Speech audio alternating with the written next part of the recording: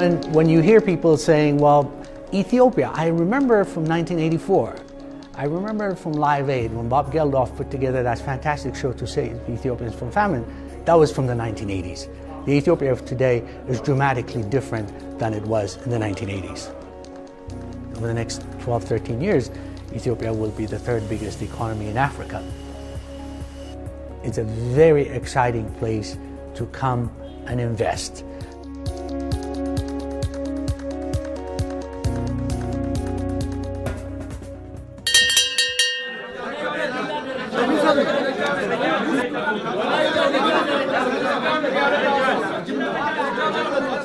Ethiopia is the largest exporter of coffee in Africa. It's the largest producer of wheat in Africa. We intend to be a middle-income country by 2025. It's an early-stage emerging economy, but the improvements have been dramatic. I mean, there's no other way of describing it as measured by the numbers.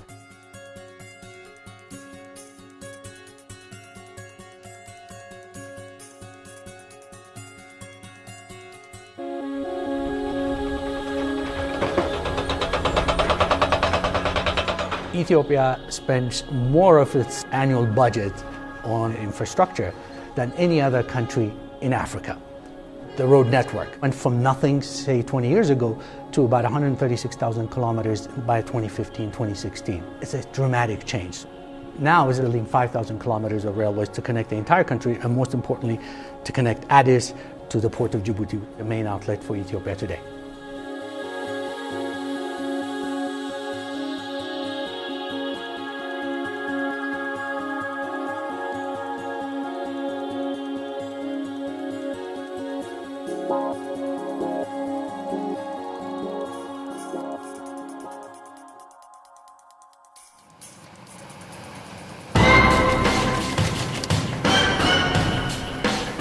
JCB has been operating in Ethiopia for a good many years. We at JCB see Ethiopia as a fantastic future of growth and development, especially in those sort of areas where they need our type of equipment. It's very, very satisfying to work here and be basically a pioneer. It's a fantastic market, and we have a range of fantastic products that will ensure that JCB will be here today and tomorrow.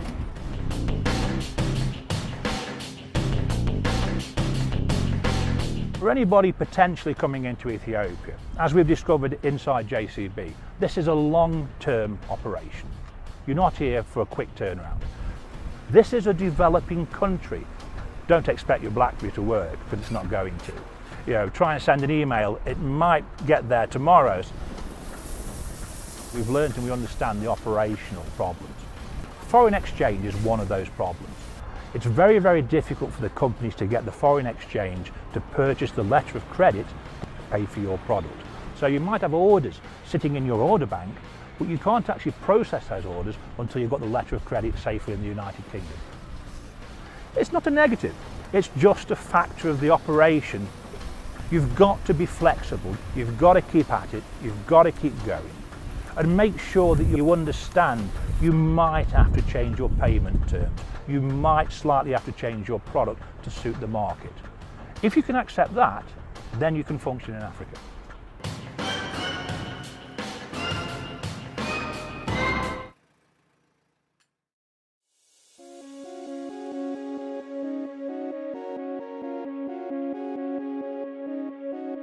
FDI is at the top of the agenda for the government.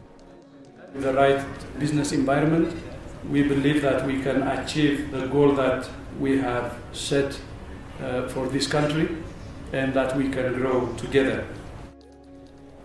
Ethiopia has improved its FDI law, has made it streamlined, the registration process, the investment process. So at the moment they have a one-stop shop for foreign investors.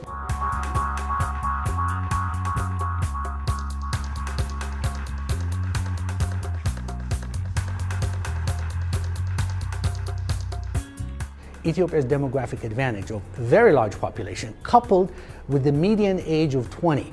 That's the very key part of it as well, is a very young population, educatable, deployable, affordable.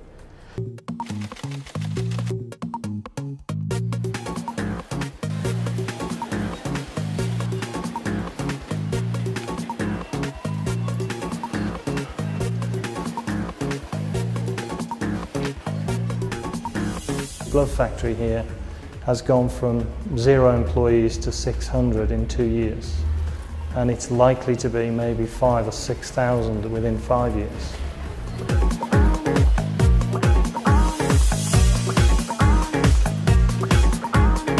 Every country we deal with around the world has some challenges. But here it's relatively stable, the corruption is at a very low level, it's a good place to be. One of the challenges we faced is the training of employees. You assume that there is a core skill in the country, but then when you come, you find that there aren't hundreds of people who know how to stitch particularly. So actually we had to go back one level in terms of the basic training. However, once we've established that level of skill, then the movement through into quality production has been quite stunning. In fact, our customers compliment us that our quality is actually better than the Chinese competition. Productivity is certainly a challenge. Within the culture, how many do you make an hour, how many do you make a day, what's efficiency?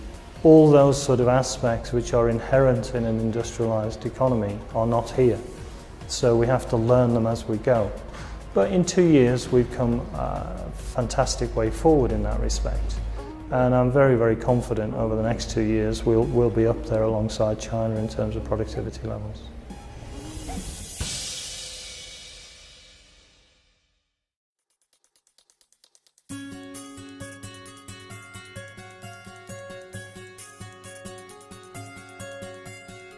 Over the next 15 to 20 years, Ethiopia will be one of the most urbanized countries in Africa.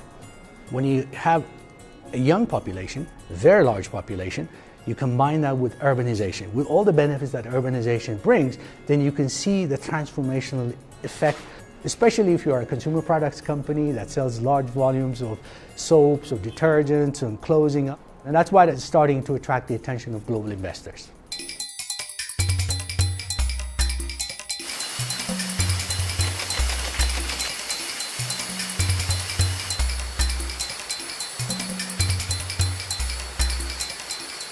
So many things attracted Diageo. Population of young people, the growing middle class, the whole stable socio-economic and political environment, the ambition of the government. If you put all those together, it's very clear that this is the right place to be. This is the right place to invest. The consumers have been very receptive of our ideas, of our initiatives, and of our brands. So we found those really exciting. Because it's an emerging market, we have issues. For example, accessibility of talent. We see that is in short supply. So what we've done is to continuously look out for the best talent out there and to focus on growing their capability, coaching, mentoring, and helping to improve their ways of working. There are challenges in terms of bringing imported materials into this country. That whole clearance process and transportation of your goods and materials can be a bit complicated. So you need to be patient and you need to keep working at it. And I can assure you that government will be out there to support you all through.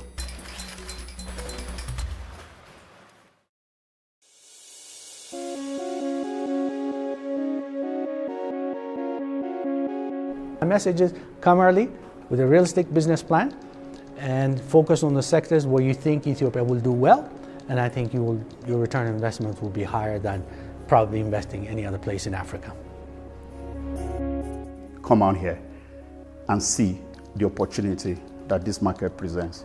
Interact with the people, interact with businesses that are already existing, have a bit of a tour around the country and fully understand what this country is about. And then be able to make your judgment after that. You need to do your homework, you need to do your research, you need to understand the rules and the regulations. There's no such thing as a free lunch. You have to work hard for the opportunities that exist here.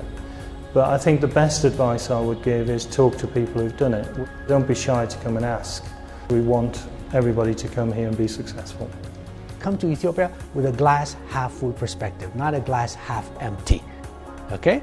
If you come with a glass half full perspective, that means you're starting with the opportunity. You don't start with the risk. If you come here and say, well, power shortage do exist. The broadband is not as fast as it is in the UK. I'll wait until those are perfect. Then you know what happened? The Chinese would have taken everything.